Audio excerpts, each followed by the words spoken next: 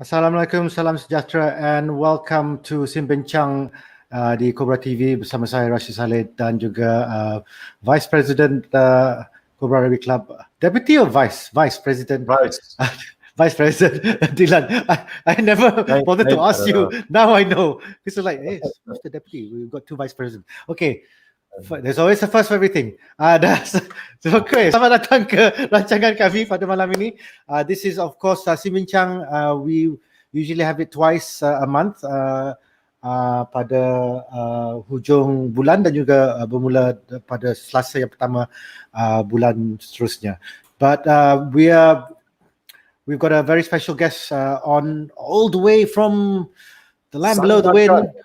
Yeah, but first and foremost, let's do some housekeeping. Of course, for those of you who have been or have never been to the club, we do have a lunch promo going on between 12 and 2 p.m. From Mondays to Saturdays.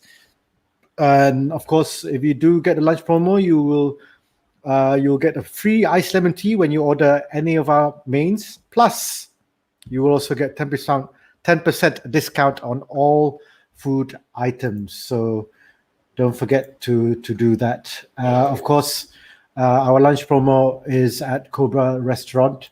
And for those of you who'd like to know more about it, do call this number, 012-212-7000, 012-212-7000. That is the number for Mr. Boon. Mr. Boon. So, and he will help. Former everything. Former insurance man also got. Bekas everything. Bekas model also got. But do give him a call if you'd like to know more about our lunch timings and promo. They'll be open obviously from 12 to 12 p.m. to 12 p.m. Monday to Saturdays. They are limited.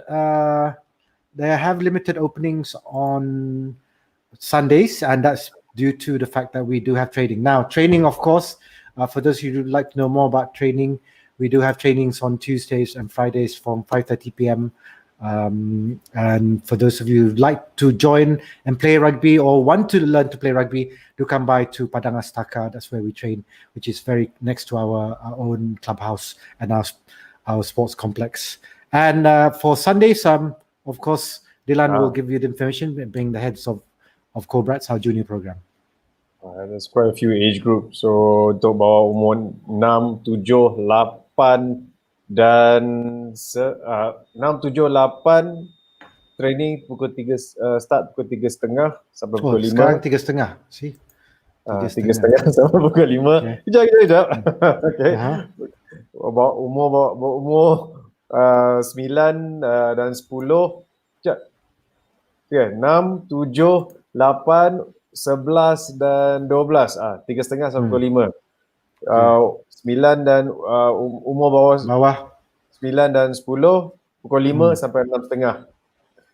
Lepas tu yang lain yang 13 ke atas, boys and girls 4 sampai pukul 6. Okay, maafkan Dylan sebab dia selalu bersaing di Langkawi, jadi dia punya okay, never mind, I'm not going to mention why. Okay, let's get to the crux but of the training is staggered because of the SOPs. We can't have, you have to control the numbers. Yes. A quick hello to Suresh. How are you? Hello, thank you for commenting. And the other 14 people who are watching us, which is great because on 9 p.m. on a Tuesday, usually I want to be watching something else. But thank you for watching us. Let's get to to our guests now. Here, of course, He is known as Mr. Wally Wallace in his old days. I can't remember when the last time he had hair, but I guess this has been his look for a longest time. There's a bit more white than his on some parts of him. I don't know what other parts has white, but let's welcome him onto the show. Raimi. Love introduction, Rashid. Thank you very much. Yeah. There's no point having a normal introduction, especially on Cobra TV. It's a waste of my time. So I'm really glad that I kept my jagut. And yes, I know, because you look exactly like the picture. Thank goodness. You're lucky I didn't put the picture of you wearing a Cobra shirt. No, you still have that. Yes. Botak says hello. Azli Kasim. Hi guys. How are you? Hope you're well. Okay. First and foremost, I guess how have you been? And how's it been? Because you're in Sandakan now. How has been the situation the last 2 weeks from an ERC? Yeah, of course you're with Eagles Rugby Club right now. What's the situation? What was the situation the last 2-3 weeks during election week for you guys at Eagles? Borneo Eagles. Right. Personally, I've been well, alhamdulillah. I think the weather here has been great. We have a bit of slight rain small, but it's all good. Election was, a lot of people were busy, so a lot of sports here currently now is taking the back seat because there's been a lot of cases and everything else. It started off in Lahad Datu and then moved up to Tawau and then Sempurna and everything else. But all in all, Sandakan, I would still say it's not in the red zone, but there's a lot of precaution that everyone is taking. Everyone takut, people are scared. Even personally for Eagles Rugby Club, we've stopped training for the last 2 weeks. We started when the last PKPP was announced. We started training, especially for our Sukma boys and girls in our local club. Tapi I think last week, right before election, we got a letter from the council to say, take a break guys, Right. Nothing serious yet, tapi let's take a preventive measure lah. So in doing that, we stopped most of our training on the field. Yep. All right. Okay, a quick hello. Some messages for you from Sina Old Boys, steady coach, and Amalia says, "Oh, OMG, Raimi, I'm your big fan." Yeah. All the sarcastic comments will be coming out soon, especially. I'm sure. Once the Cobra boy, the legends come watching. Can you block them? Pardon? Of course they know what's going on. Can you block them? No. Why would I want to do that? Yeah, that spoils all the fun. Man? Yeah. This is the reason why we have this show, because it's not like any other show. We're allowed to be ourselves, and it's our own channel. I must say, I've been on a few Asia Rugby shows, World Rugby and everything else. I think normally I'm not as relaxed as I'm on Cobra TV. I think the briefing was great. And I think it'll be a nice session today. Yeah, it better be, because I definitely don't want to be like Asia Rugby, even though they're very educational and all that.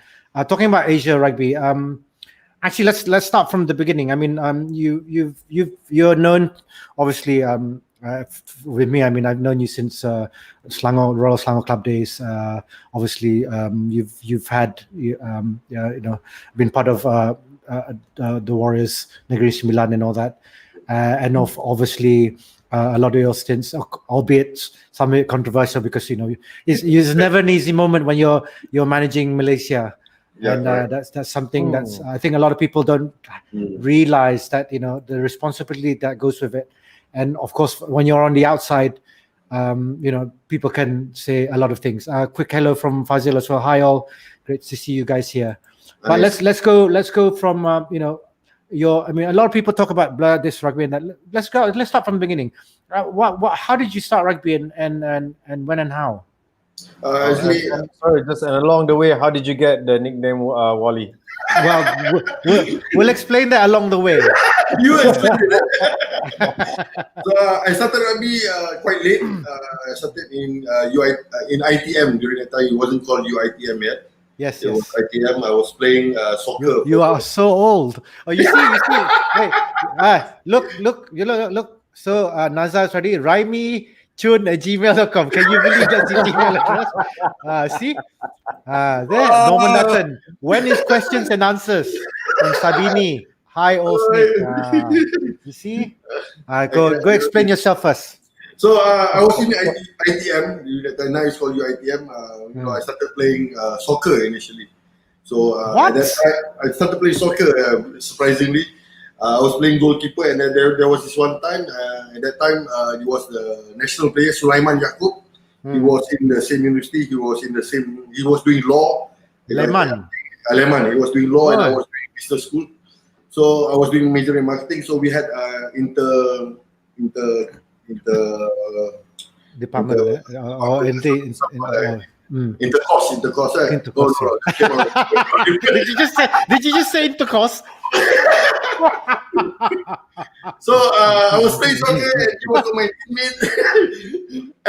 And then suddenly Leman said, "Hey, Remy, I think you should try playing rugby." So I went down on the Padang one day, and UiTM, Padang Perindu.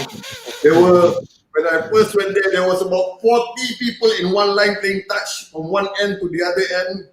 There was 40 people on each side, and I think I was just waiting there for half an hour until the time I got the ball. I ran forward and I got smashed. And I'm talking totally smashed. I didn't know I was running straight up, and then one guy came and tackled me. I thought it was touch. Yeah. I got smashed. And next day I woke up, my whole body was aching and sakit badan gila-gila, and I said, "This is my sport." That's how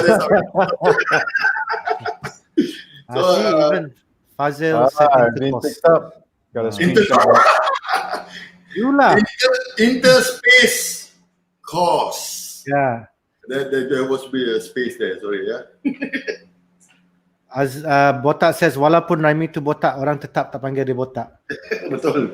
I got hair actually. Norman intercourse, guess that's what's on his mind.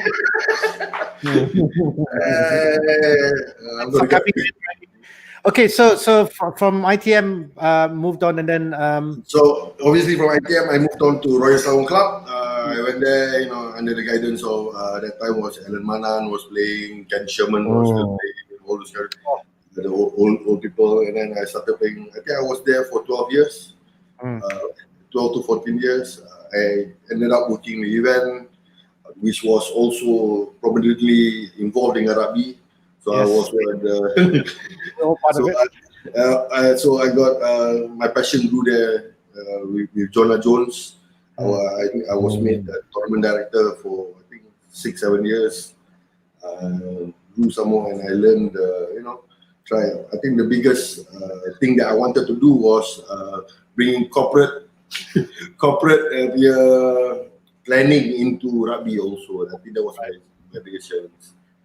And then when I got into Malaysia rugby, then I think that's where the journey gave me a huge U-turn, and I decided to say, hey, I'm going to leave my corporate world for rugby.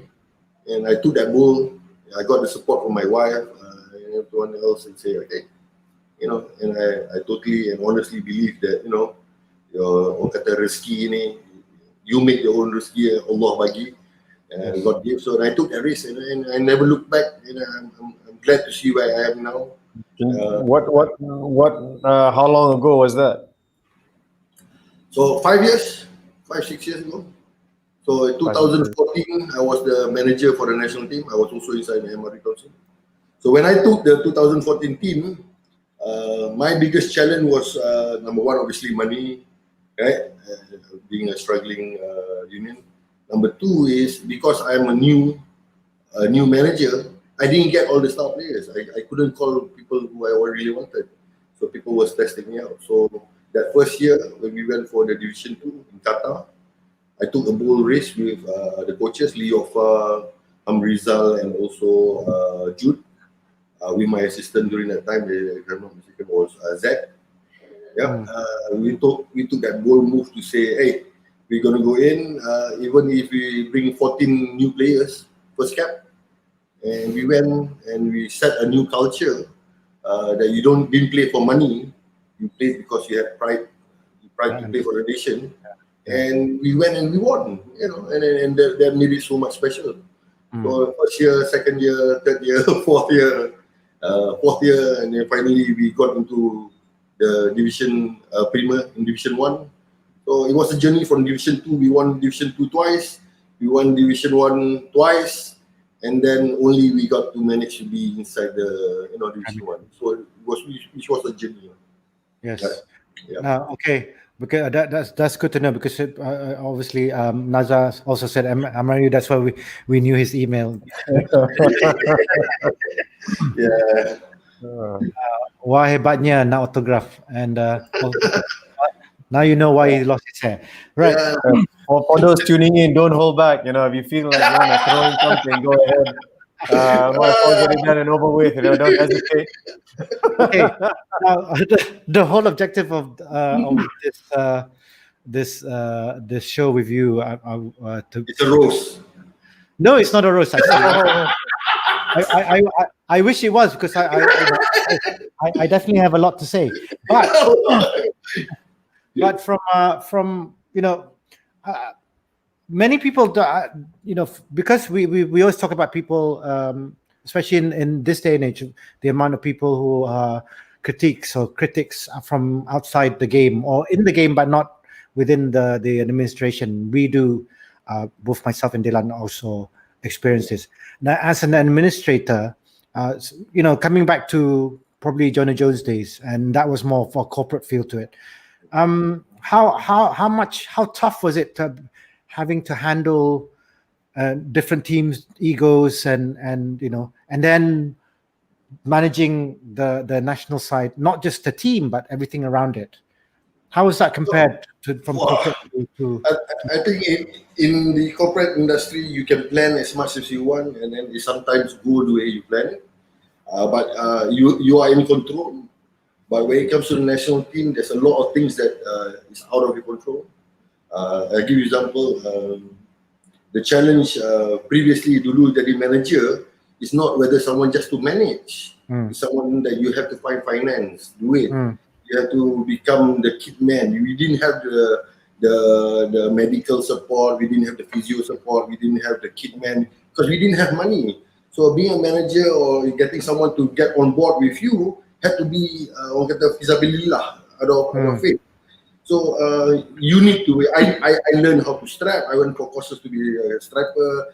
I went to do sport massage. You have to become everything, and all in the sense of how much the governing body has. As a manager, you use what you have. You never. It's easy to become a manager when there's money coming in. You request. But my challenge was doing things, giving the best to the players with what I don't have and making it the best that I can do. Right? So that was the culture that we set. So we taught the boys and everyone like that this is what we can afford. So as years goes by, a lot of things change. As you're doing well, you think you deserve to have better things, which I don't deny. You can.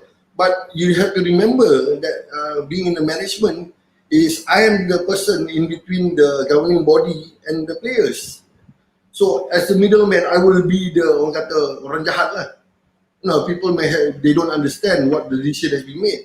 A decision is made because finance, decision is made because of a lot of other things. So then what do? You either be, I always say, if you want to make everyone happy, you sell ice cream lah, kan? Yeah, exactly. So I have to become that person to say, hey, put the foot down. This is what has been decided. It's not my decision alone. It's also the union decision. But obviously, someone has to take that. The fall guy. The fall guy. So I'm okay with that. It's part and parcel. So even sorry, at which juncture that you managed to achieve what you call a buy-in, where before is what you say never goes. Now what you say has a higher degree of like, okay, boleh dengar, you know. So I had a very supportive president during Dato' Wira, and we knew we had. Sorry, a quick question. Norman said, did the sports massage course coincide when you were training the ladies team? Somewhere around there. Okay. So Quick hello from Zach Terreno. Zach is one of my assistant managers. As we go along, he's been very supportive in my career as a manager and also as everything else. Okay, you're talking about Dato' Wira, who's a very colorful character. So if you know Dato' Wira, he's very loud. Yes. But if you were to go up to him and to say he loves to micromanage in a sense. But if you tell him what is your plan and what's your action plan and everything else, he will let you be. So previously, he always wants to get involved in things, but because I think there was a failure in communication or managing it. It's not about him managing us. It's also about us managing the president and telling him what's the expectation, what we want to do, why we are choosing this player. Obviously, we want to set a culture, we want to set an image for a national team. So for 4 to 5 years, we did that with the same team of management and coaches. Some people came in and some people came out. We tried to as much as possible give the best to the players, but taking into consideration what we can afford lah, apa kemampuan kita lah. So as we go on, we started getting when the Dato' Wira left and Dato' Sharul came. We had the support of ISN and MSN and everyone else, which was great, and then people started. But I think culture started to change because I honestly, the culture started to change from playing for being passionate, from playing for what's happening with my welfare. What am I getting? How much am I getting monthly for? Right. Which I totally do not blame anyone. I think that's a process when you start going into semi-professionalism, maybe. Right. So everyone is well, that's the thing, because you came from that. You were right bang smack in the middle of that era. Chinwei says hello. She's also in Sanakan at the moment with you, and also one of our legends as well, Jun Rampangaju. Anyway, so I was wondering where would that come up. So because you witnessed that. Obviously, we all came from the era where there was no money involved, and we created money for ourselves for either from corporate and all that. But with the national team, because there's so much focus on whenever you're in charge of a national side, everyone there's a lot of focus on the team now, and you were part of that administration. So we talk about pentadbiran lah, the administration that moved from for example not from amateur to semi-pro, and you just mentioned cultures change. Was it the players themselves, or was it something that was unavoidable because money became involved in the game into the national side? I say I don't think players change. A culture is set by management. So if a new committee or new era would come in and they say they want to take care of players, and basically if you say taking care of players, it's taking care of their welfare in the sense of medical, transportation, or anything that comes in, whether they are the simplest thing. When we were running a national team, most of our players didn't have even a passport. Yes. So we want to go to play overseas and they have passport. So they come up to you and say, as a manager, boss, I don't have a passport. And then obviously in the pentadbiran, we didn't budget for a passport. During that time, passport was 300 ringgit. If 7 to 8 players were to come to me, or even 10 players were to me, I need a passport. It's 3,000 ringgit. 3,000 ringgit. Yeah. One of the major things, Raimi, I noticed is that the level of the strength and conditioning has gone up at that particular juncture as well. Because if you don't have the physical tools, you're not gonna achieve it. From before, the culture from before, then suddenly to a culture where guys are actually putting a lot more time in the weights in the gym room.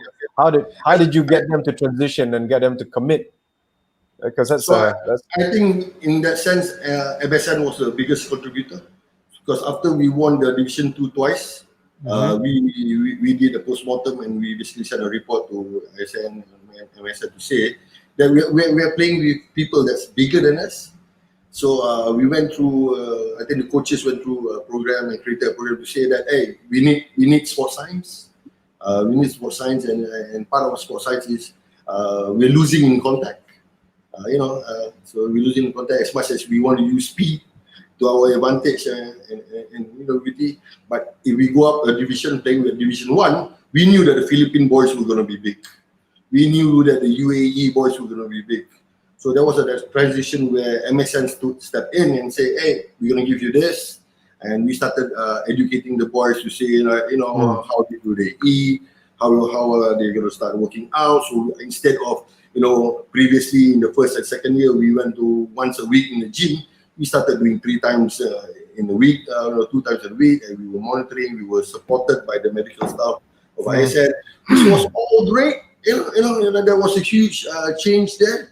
And then even being where we are now in the Division 1, we're in top 4 in Asia. I know we're top 4 in Asia, and I think as much as everyone can say, that's the highest achievement that any of the boys have done. And I think that's great. Tapi in essence, culture do change. If the management wants to motivate, I'm talking about the governing body wants to motivate through finance, who are you to stop it? So you can't stop. That's just a different direction. That's all. Exactly. If the direction is that, by all means, go ahead. But remember, once you start, it will continue, and expectation will go bigger and bigger and bigger. Yeah. And then you cannot blame the players to say that, hey, at least take care of my business, because you already started it. Once we set the standard, right? Go below it. Yeah. But I have to make a comment that is there any significance, because you were focused mainly on the 15s, right? Correct. Did it leak out? Because I noticed the 7th Malaysian squad, their strength, conditioning, and fitness has gone up around the same time as well. So I'll give you an interesting fact. 2014, we identified players that the 7s didn't want. So when we first won, half of my team all went to the 7s team. And then that was the year where we wanted to split 7s to 15s. Yes, I remember that. Yeah, so during that time, I didn't 100% agree. Reason being is, we didn't have that huge pool of players yet. Kita tak ada, so even Hong Kong now, if you look at the players, the 7s players are still playing in 15s. One of the reasons is they don't have that huge players, and then players can't adapt. Right? They don't go on the professional tours that they go like the Fijian does, the American does, everything else. Yeah. But they still mix with it.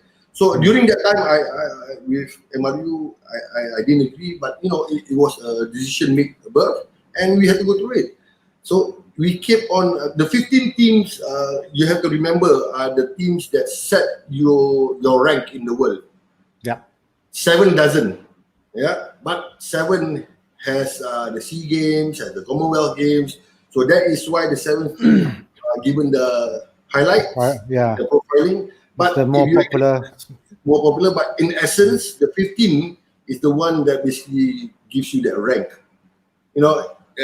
Being ranked when we first started in 2014 was 76, rank 76. We were the biggest jumper to 42 rank. So that was a huge achievement, which I think was great, taking into consideration what kind of money we had. Right. So in essence, Rashid, if you tell me there was a lot of stories, there was a lot there, but it is a story where people don't understand. So you can't basically trickle down your problem all the way down to the players and everything else. Well, that's the thing. I mean, there was so much, I'm quite open to. I won't talk into details, but there's Rizal as well, who's actually watching from Singapore. So happy belated birthday, Rizal. Yeah. Apparently he's gone to. I stalk everyone's Facebook, by the way. Apparently he's doing walks inside his home.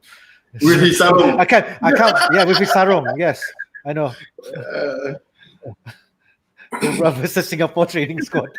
I remember that. So no, but and as much there was a lot of so-called, and I'll put it in hashtags. I mean, not hashtags, in quotes, controversy concerning the national team.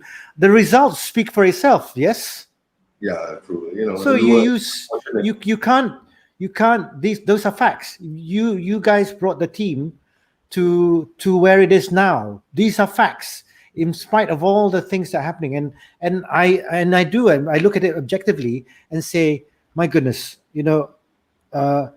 results like OMG, focus on Raimi. Of course, today is not true, but and like you said, somebody's got to be the fall guy, somebody's got to be the bad guy, the guy who will and there were times where we didn't, we've had our arguments, we agreed to disagree though, and we still, we're still talking in talking terms, so it must say a lot about about us. To me, right? So you don't have a choice. But that, putting that aside, the results did speak for itself. The team, the management, and it's not just a team that produces results. Without the management, without the coaches, you won't have a successful side, and that's because everyone worked together. But we're not going to dwell too much on that. We're going to take a quick break. We're going to have a merchandise promo, but we'll talk about something that's also close to Dylan's heart as well. We'll do it right after this merchandise promo. We'll see you in a bit. Cobra merchandise promo. You can see that I'm wearing one of the t-shirts right now. This is the 3D snake. Okay, this is what we have in adult sizes and kid sizes as well. And here we have the Japan edition, World Cup Rugby for the Cobra Club. And we have this in black as well. And this is the back part of the t-shirt. It says, passion for rugby in Japanese. Okay, this is a really cool one. Okay, and then next, so this is the big one. So this is the black one. Okay, next this is the attack t-shirt. This is the female one. Okay, this comes in yellow and black. Okay, white, sorry. And this is the male one. Okay, this one also comes in white and yellow, right? Next is our 3D snake in yellow, what I'm wearing now, but this is in yellow. This is the last one, which is the Gila Stress t-shirt. So we also have a few items from Canterbury. Okay, this is the original Canterbury shorts, but we've personalized it to have our Cobra logo here on the shorts, on the jersey t-shirts. Okay, we also have in singlets and in polo shirts. Okay, we also have this is the snakelet drawstring bag. Okay, so this is very convenient for the Cobrats, all right, for the kids in the Cobrats. So all of you can get our merchandise, our t-shirts from our Facebook page. Just inquire for our Facebook page, or you can write to us at cobrarcwebsite@gmail.com. Cobra merchandise promo. There you go. If you'd like to know more about our merchandise, do go on our Facebook page or email us at website@gmail.com. Now, as much as I'd like to talk about the national team, and it's something that a lot of us like to carry on, I want to move on to another subject that is also I don't think there's much controversy nowadays. Well, actually, you're lucky in Sandakan. GIR, get into rugby. It's something that you guys all have a massive passion, and some of you started it. Tell us about how it came about, and from your point of view, and now see it grow. And in some ways, I suppose our Cobrats, a lot of junior programs around the country has sort of benefited from that as well. Please go on, your thoughts. Yeah. So JR started in 2013, but it was initially started by Mazuri, who was the GM during Koba was the GM at MRU during that time. Yes. So I came a year after 2014, where I got elected as the one of the committee members. So I was put in charge for development during that time. Yeah.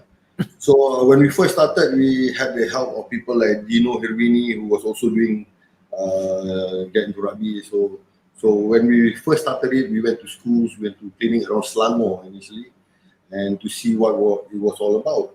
During that time, they had an app to download to basically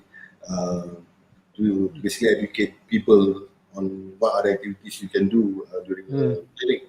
So when I first went in, and then I went to a lot of courses which was provided by World Rugby and also Asia Rugby.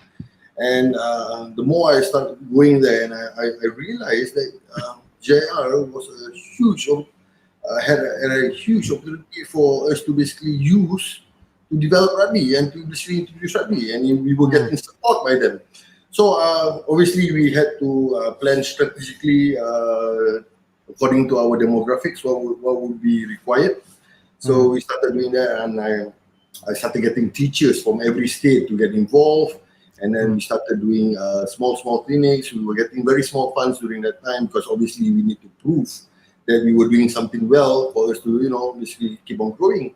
So in the first few years, we grew very fast, and mainly reason is I got the support from many teachers, many people. Even Azli Kasim was on board with us. He was our official cameraman. So being our official cameraman, we got the message out. And people started to what is, we started going social media, we started introducing, and we were getting calls from every state to say, hey, please come in and introduce the sports to us. So our main focus was just to introduce the sports. That was our first 2-year strategy. After the 2-year strategy, we realized when we started sitting down, we started going to courses and speaking to World Rugby and say, maybe now you've introduced enough, but now to basically make it sustainable, you got to start training the teachers, because without the teachers, initially how is the sports going to be around in the school? So we went on a different prong, and we started empowering teachers. We came out modules, which is called Train the Trainer. Before you do your level 1 rugby coach, we started doing Train the Trainer. We got huge, massive support. We got balls from World Rugby, from Asia Rugby.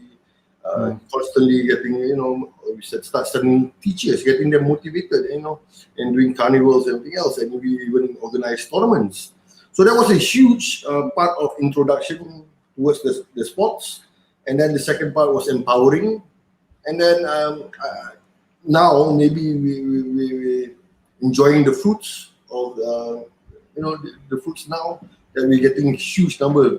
How many schools when we first started in 2014, 2015? Compared to where we are now, we were one of the top 10s or top 5 of numbers for the growth, and that was a huge achievement, and I thought that was great, and I totally believe in the program, and I still do, and I still do it here when I'm in Sabah, and I still go around with Jude. We do a lot of the JR programs to introduce, to get the teachers motivated. And I think because there's so many tools now you can use to get them motivated. One of the biggest challenge you have with teachers when you go into a suburb area, you say, the teacher said, I never played rugby. How do you expect me to continue to play rugby?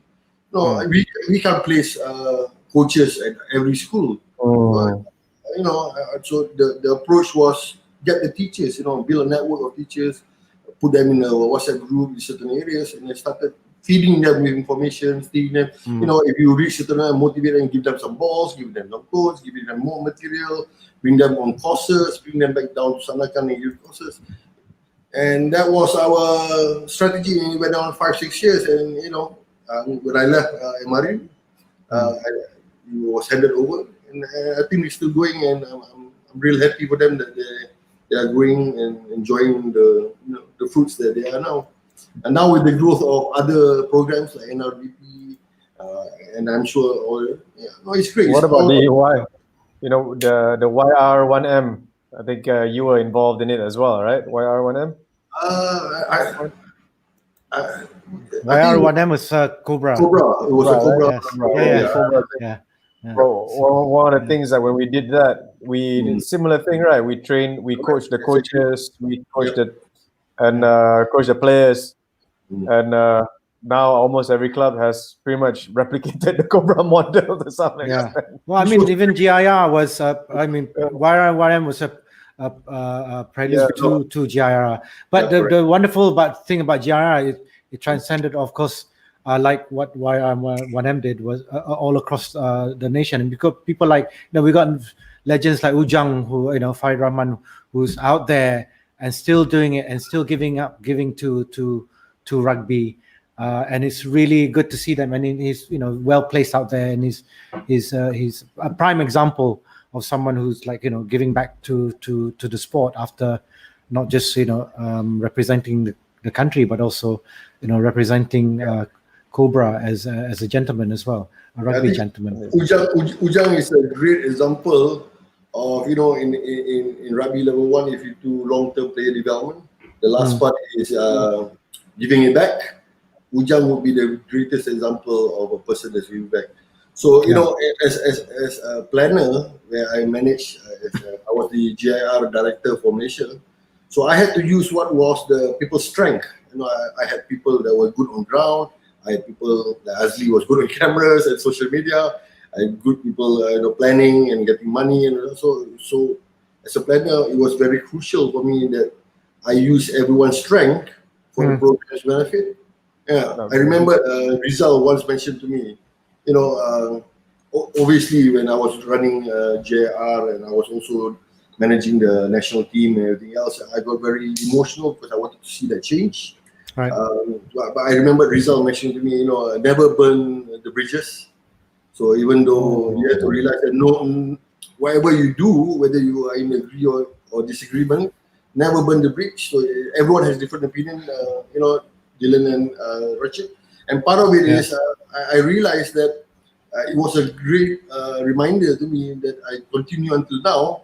So if someone don't buy into my ideas, but don't burn it down, just let them create their own path. You touched upon this. You touched upon this teamwork element, right? Everyone does something and everything. Do you think that partly why you're able to do that is also because a lot of these guys played rugby or were involved in rugby, and therefore, that sort of things can sort of run that way compared to another sport?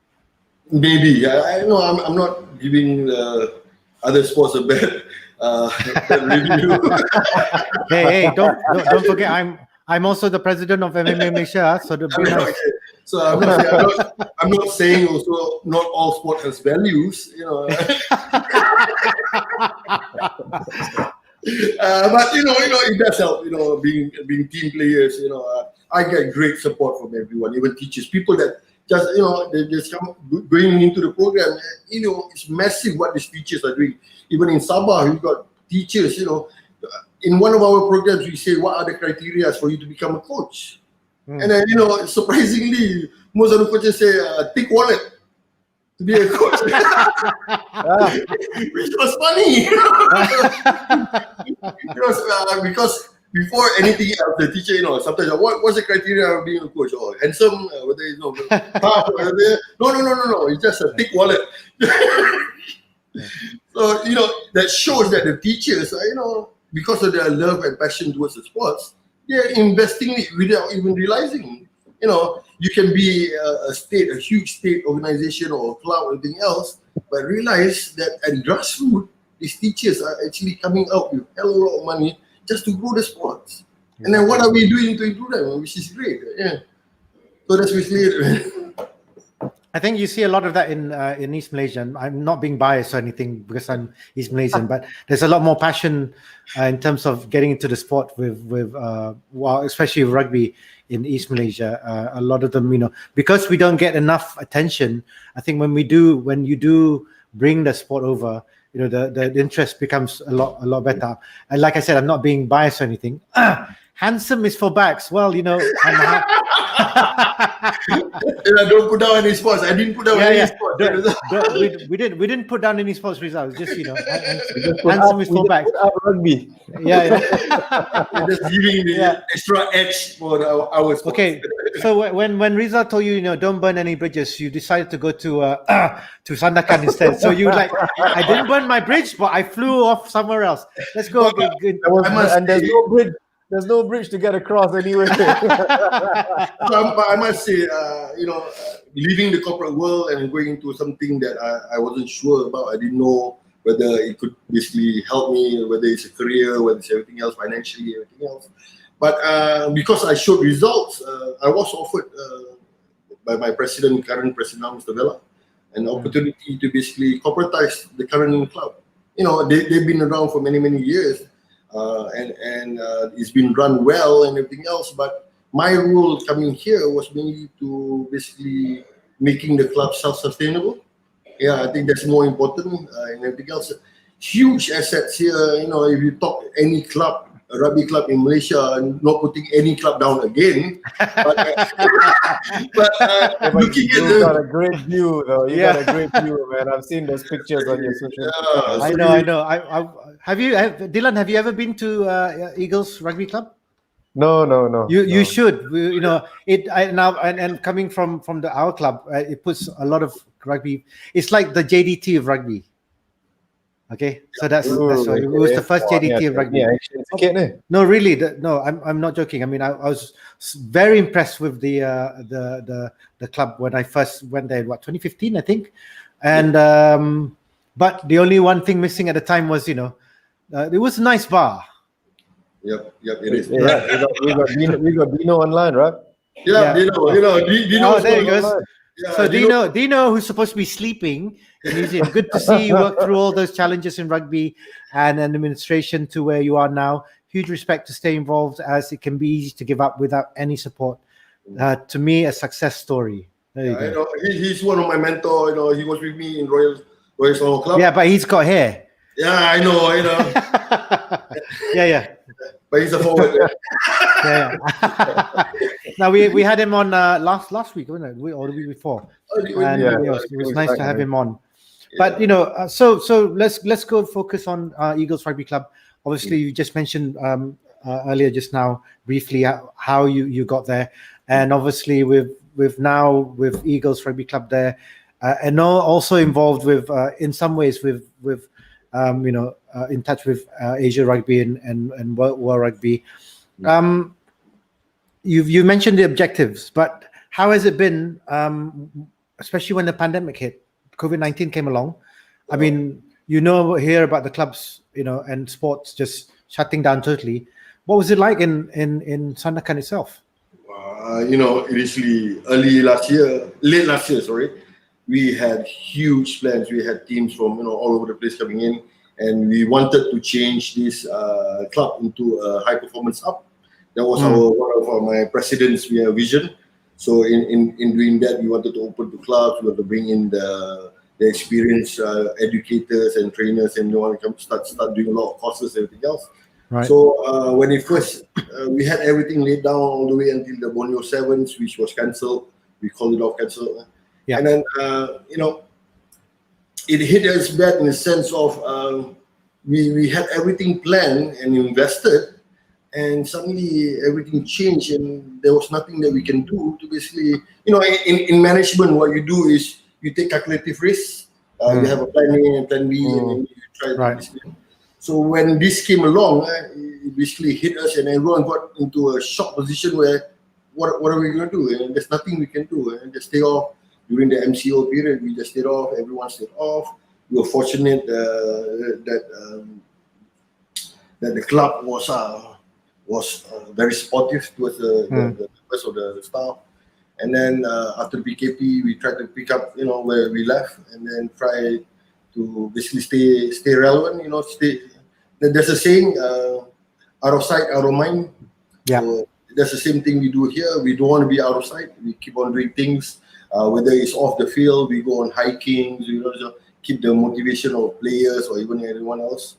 Last year, we had our first ever Sandakan league. We had 6 teams. That was a huge success, 6 teams. That was the first ever organized. and we are hoping that we have this year also. SRU also planned that to do concurrent to basically have a more transparent selection process for all the players throughout Sabah. So we had a lot of plans, but taking this decision, maybe it came in a blessing in disguise where it's a good time for us to do a lot of reflection and start weeding out. I was about to say that. Yeah, so what we needed to weed out, what we needed to basically start, seeding and fertilize. These are the times that if you notice, I talk a lot about fertilizing and seeding since I'm in Sabah now. Yeah. And intercourse. Yeah, intercourse, fertilizing, all the same thing.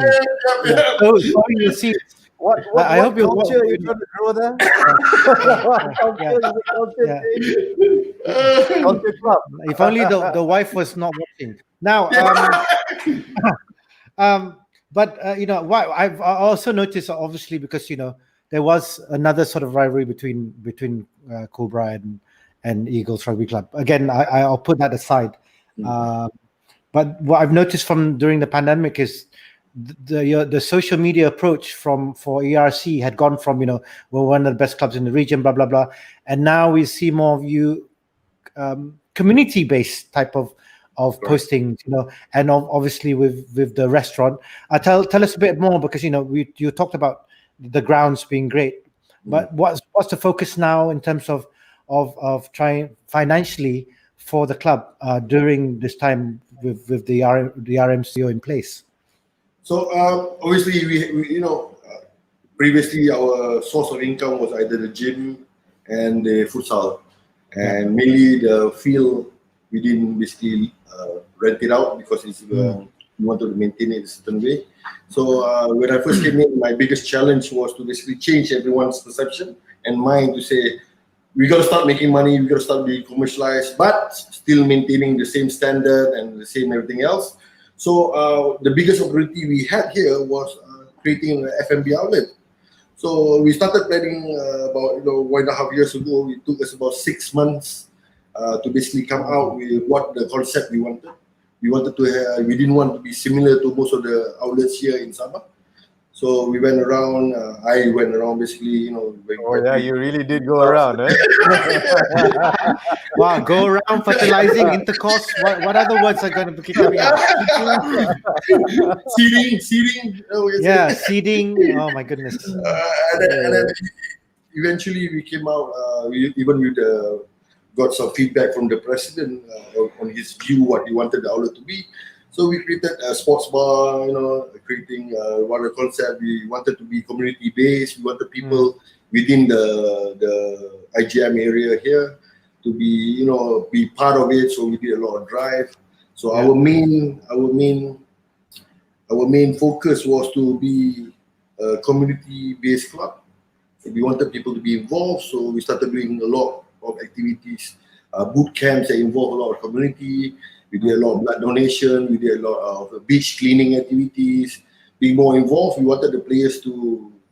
It's not only on the field. You got to be involved.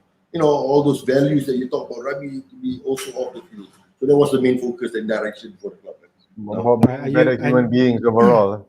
Yeah. Right. And rivalry between Cobra and that's rivalry. Yeah. It's, let's not go there because it is the PKPP. So, but you dragged along your trusted lieutenant Lim Chimwe, who worked with you in events, and now she's gone all the way to Sandakan. I remember when she told me about it because I was trying to pinch her for a job, and she's like, "Oh, I've gone to Sandakan." I said, "Wish her luck," and she's there now. And she's been, obviously she's posted more photos than you have because she's a lot more active. But she seems to be, you guys seem to be enjoying more. I mean, has it been mentally refreshing to be, you say you're mostly in Sandakan, but you get time to go back to KL. Do you miss the KL life? I mean, apart from family, that is. Do you miss the KL life work-wise, or do you prefer being where you are at the moment? So the first time I came here, I had a lot of plans and a lot of ideas coming in. you know, and what took me back was the speed that everything that was going through here. The people were more laid back, they're more focused, they're more relaxed. And or lack of speed, lah. I didn't say that. Yeah. So I can. We know. So I had to basically adapt. You come in the kandang kambing, you mengemek. You go kandang lembu, you mengumu. So I had to, Haven't heard that in a while. Yeah. So so I had to basically get the trust. My main focus when I first came into ERC, the first 3 to 6 months, I just watch and look and learn. What was the trend. I wasn't pushing and everything else. It was a culture. Sabahans are very proud people. Proud and very prideful. So they want to do a lot of stuff. They want to change. It's just a matter of let's focus what our objective is and getting everyone in line. So that was my role here, and when I first came here, and I said, hey, I needed Way's. Way was working with me many years in the event industry, and she followed me quite a few places. I was really happy that she came. She came down with her mom. She's based here. She's happy. Her life's here. She's a fitness freak, so I lured her into free gym for the whole time. I said, all right, let's go. Yeah. So that was it. There was a few, we got a lot of support. I had Jude here, and there's quite a lot of stuff here. So all in all, it's been great. I do like the atmosphere here. People tend to be more relaxed, but sometimes I'm trying to change the mindset. There's a saying, instead of becoming a conduit, become a problem solver, be a manager. So, the perspective to change and be dominant is one of my focus here, to empower the staff here. Mm-hmm. Well, it's good. Social media is anything to go by. It's very refreshing, I have to say. Yeah. Yes. It's all right. But anywhere you go, there'll always be a cobra snake around to help. I noticed. Yeah. That's why I bring a bamboo around. Snakes are everywhere. Just wait for the next Snake Eyes edition, Raimi. Yeah. Wait for the next Snake Eyes edition. Yeah, I think Snake Eyes will need to look for those photos again. Correct. Yeah. No. Some photos are meant to be buried. Well, actually, I on behalf of a legend, there was a question. If Chinwei's a secret side, I work for free gym. Oops, sorry, wasn't meant to say that. But there was a question in an earlier post from Norman asking about Phuket Tents. We're very curious. Before we end the show, just you said you've never been to Thailand, but there are numerous photos of you in Thailand.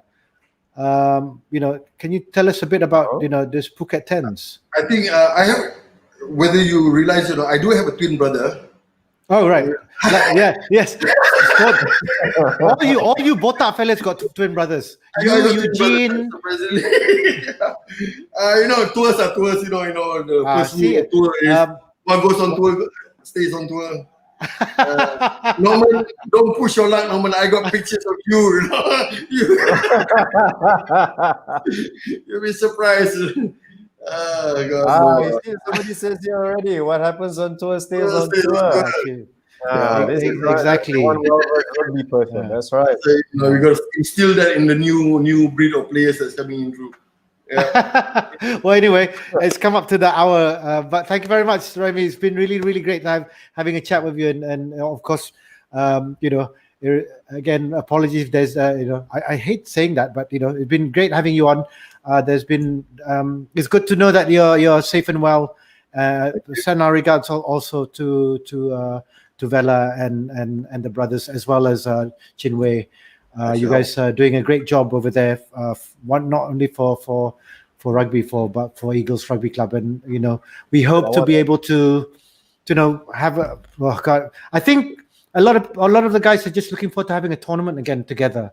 It's not about the rivalries anymore. It's about bringing back rugby, and then probably meeting up after the rugby, because it's always I personally think rivalries are a good thing because it pushes each other to do better.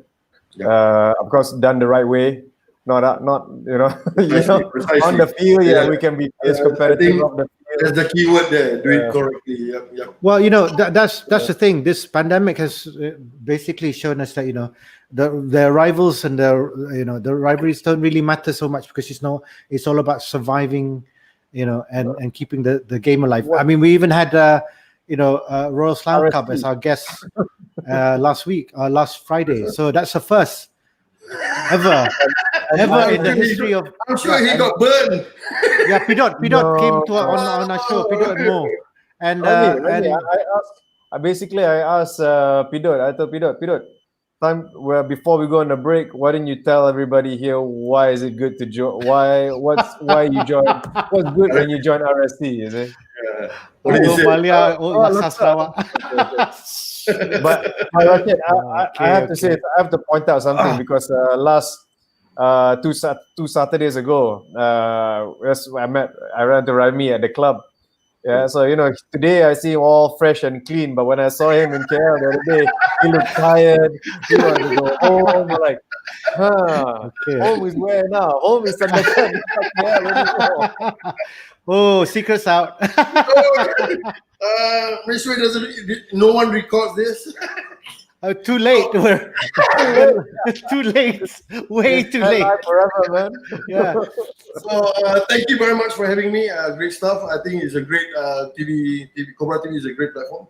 I think keep up the great work with Cobrats and Cobras, and hope to see you guys when I'm back in KL. And everyone. Not tired, huh? It's always the flight that gets me tired, bro. Sure. Green light, and then we can come over. Yeah, that'd be great. Yep.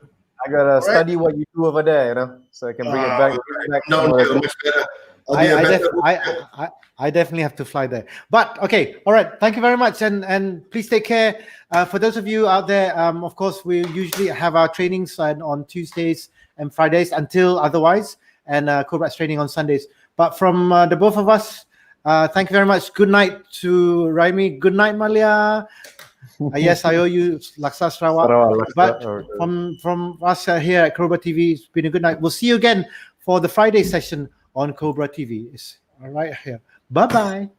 Bye, guys.